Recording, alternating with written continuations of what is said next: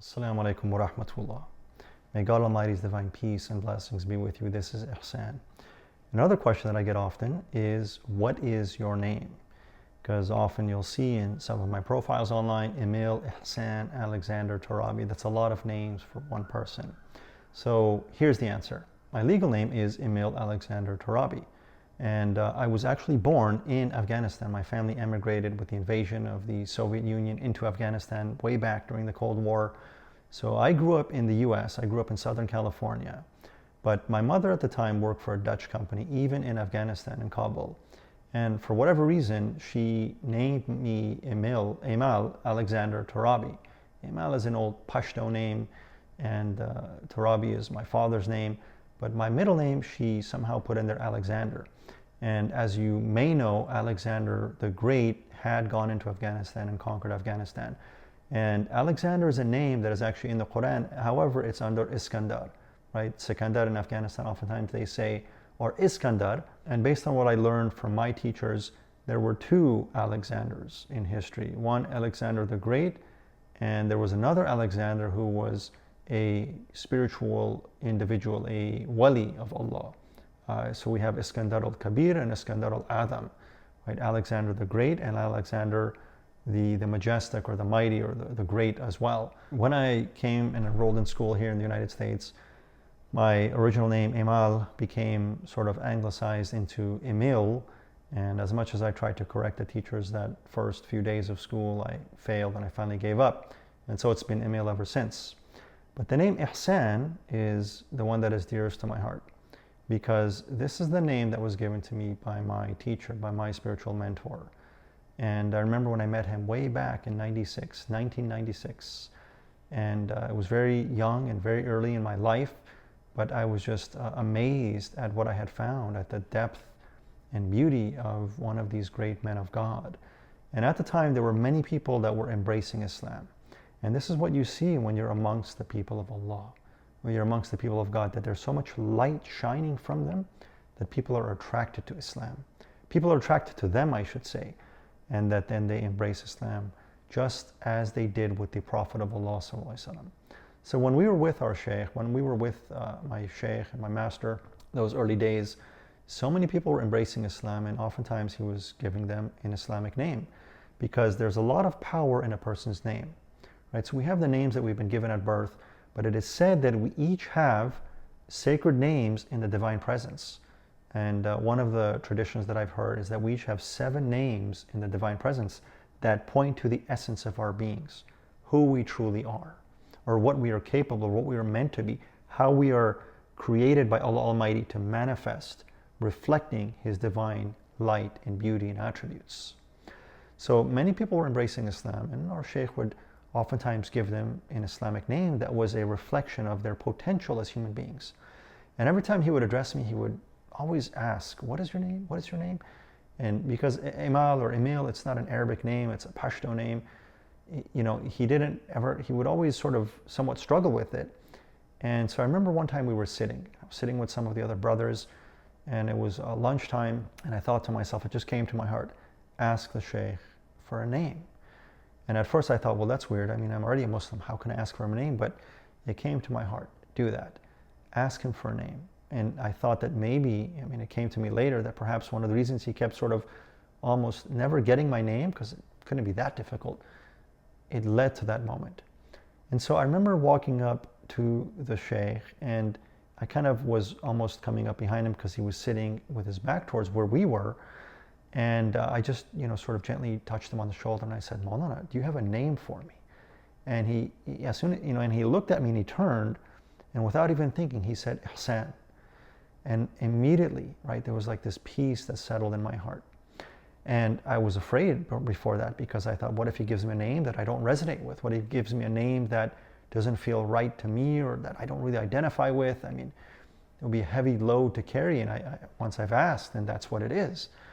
So it was, and I had never even considered that name, and I haven't heard him, naming anybody else that.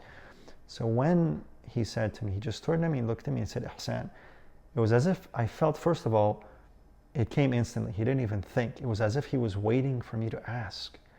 And as soon as he did, and as soon as he mentioned that, it was like, it just settled in my heart. that it just felt, and he showed me many times my time with him, that he knew and saw me. And that is a true teacher. That is a true saint of God, a true wali of Allah. They who can look at you and see you and know you. And he showed me many times in different ways, and perhaps I'll share in some other videos or stories at some point. But he made it clear to me that he knew who I was or what I was better than I did, right? And perhaps better than my parents, better than my, family. And so in many ways we all have our physical families, which must be honored and loved, but we also have a spiritual family, spiritual parents. And if we are seeking, we will be led, we will be guided to our spiritual parents. Again, a topic for another video, inshallah.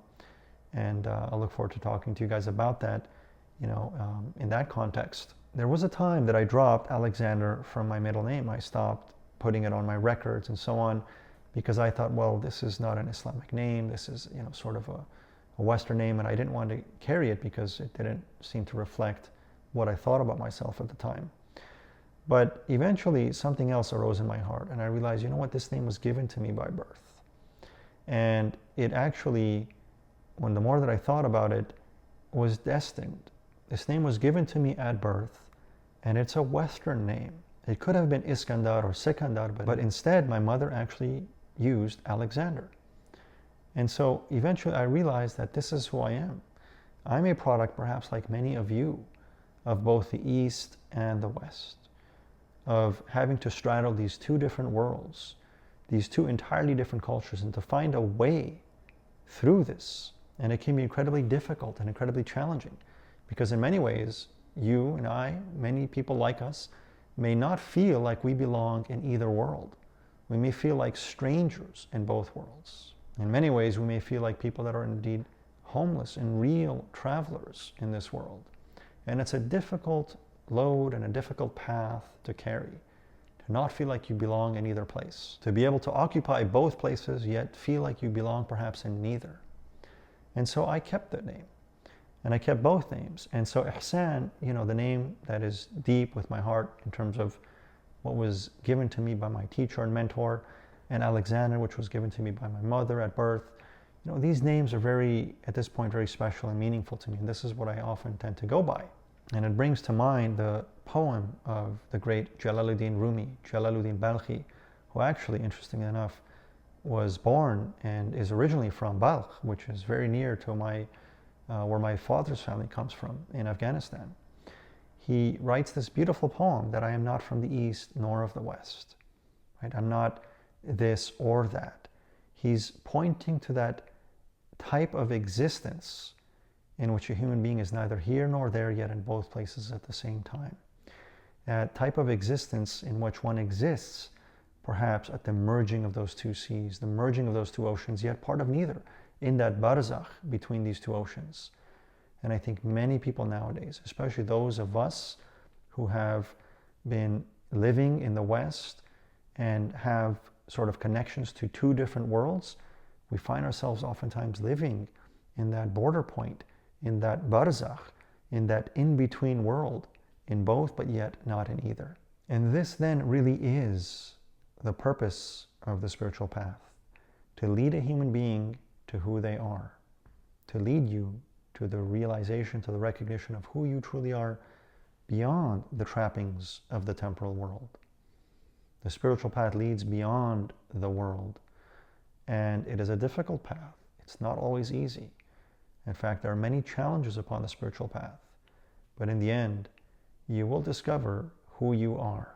May Allah Almighty, may God, our Creator, lead us each to that which He created us for, to our true identities, to our true purpose in this life.